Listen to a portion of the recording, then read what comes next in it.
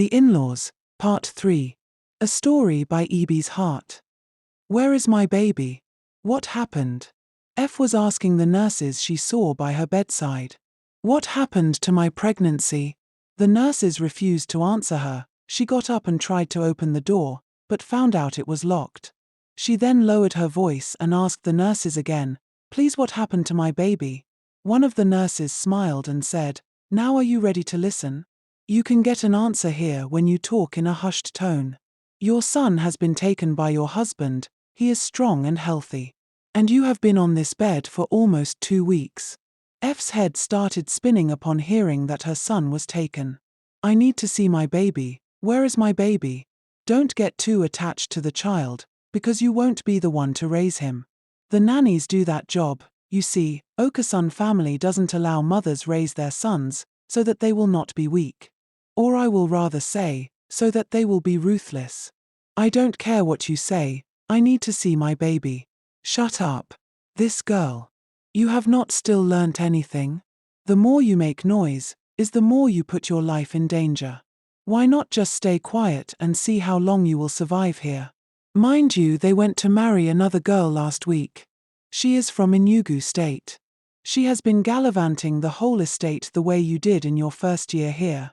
Your husband married her, so hold your peace and try to live."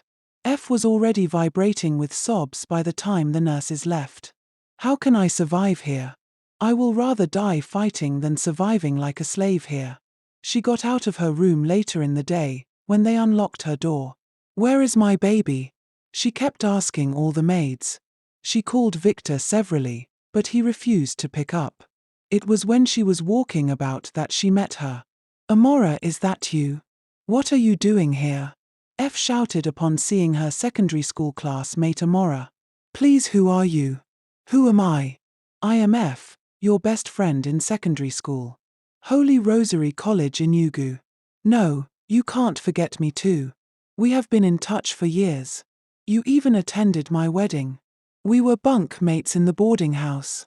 Just then Victor came out and Amora ran to him. "She is just harassing me with questions," Amora said and held Victor tight. "Why? Who is she?" "She is claiming to know me. But I have never met her in my life," Amora said with disdain. Victor screamed angrily at F. "What are you doing? Why are you embarrassing my wife? Your wife?"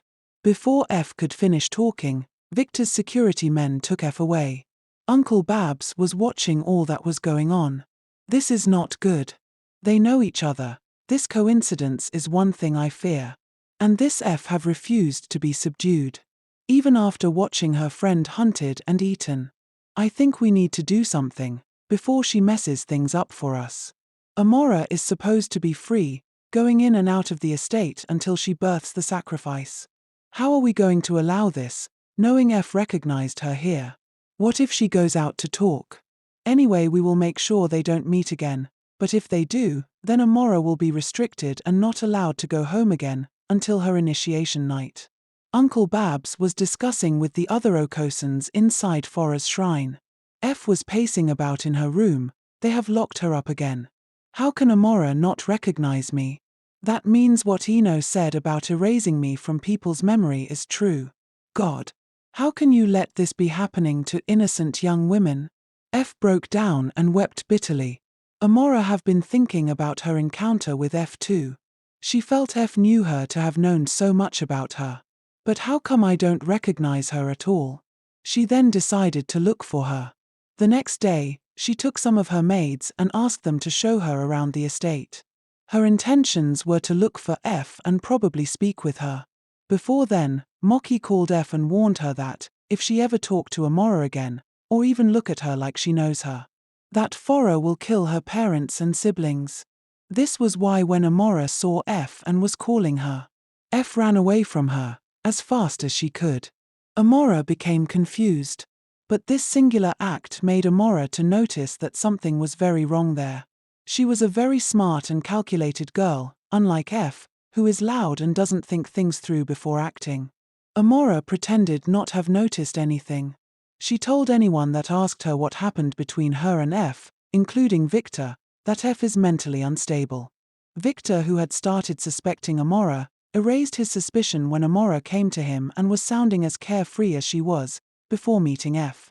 She didn't notice anything, Victor told Uncle Babs, who was calling him to know the situation report. All these women are daft and only after the money and comfort they will enjoy, none reasons deep. So let's forget about their encounter, since F have heed the warning of Auntie Mocky. As it is their tradition, the new wife can still visit her parents until after initiation. And the initiation takes place when the son to be sacrificed clocks 1 year. So during this period, the wife can visit her parents and her parents can visit as well. So Amora left to visit her parents. She was already pregnant by then. When she got to her house, she called her brothers on the phone. Her 2 brothers were already in the United States, sponsored by the Okosans. She was an only girl. She told them about F and what she told her. Since I met that lady called F, I have been disturbed. I also think they are watching me, even as I am here now. When her mother heard her concerns, she shouted at her not to ruin things for her brothers. You know your father is late, and Pastor Okeke gave you this opportunity, so that this family can be lifted. So you better ignore this F of a girl, she sounds like trouble. And enjoy your husband and his family. Amora's mother, who was a widow, said. Her brothers insisted she should find a way to speak with F, so that they can know what they are up against. When Amora got back to the Okosans, she pretended like everything was okay. And continued acting aloof. She managed to pass a message to F in a paper, writing down a new line she just brought down for her to call her on. 2 days later, Amora decided to sneak out at night, since she didn't hear from F. She dressed as one of the maids. F opened the door. It's me, Amora. F quickly opened the door and dragged her in. What are you doing here? Do you want to die? F asked with so much fear. What are you so afraid of? Amora asked F. The other day you were boldly explaining how you knew me. What suddenly changed? Amora continued speaking. Lower your voice, and you have just few minutes to spend here. F said and switched off her lights. Your life and everyone you care about is in serious danger. I can see you are pregnant. Use this opportunity to run and don't look back. This people eat human being alive. A lot is going on here, and I can't tell you all. They erased me from everyone's memory. That is why you and even my family don't even know I exist. Amora wanted to ask her questions when they heard a knock at their door. Who is there? F asked, shaking with fear. It's Mocky. Can I come in? Yes, you can. Just give me a minute.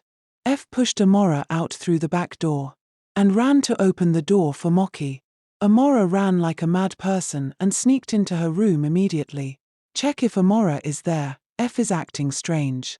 Mocky sent a message to Victor immediately she stepped into F's parlor. By then Amora was already in her bathroom, removing the cloth she used to disguise herself. Immediately she came out tying towel. Victor opened her door and asked, "What are you doing?" "Oh, I was in the shower," Amora replied as calm as she could. "Is there any problem?" Amora asked Victor immediately. "No, it's nothing," Victor said and left. The next week, when Amora wanted to visit her family again, Victor decided to follow her. They were suspecting Amora, but they don't want to raise any suspicion. When they got to Amora's house, her mother danced around as usual, thanking God for blessing her family with the Okosans. Amora pretended everything was fine, and she even slept off in Victor's presence. When she saw that Victor had gone outside to allow her sleep, she took her small bag, ran out through the back of their house, and sneaked out through the gate. After an hour, Victor came in to check on her, and she had gone. Amora's mother, who had been cooking, started crying. Victor called Uncle Babs immediately to inform him. Don't worry, she can't go far. The baby she is carrying will make it easier to locate her. Since she started talking to this F, Amora have lost it. How can you run away from your husband for nothing? Even with pregnancy, Amora's mother said and started swearing for F. Then she asked Victor, who is this F? Victor looked at her with a bloodshot eyes and answered, F is a mentally challenged lady in our street. What? And Amora have been listening to her? Victor left immediately, while Amora's mother started calling her brothers in the United States to tell them how Amora wants to disgrace their family.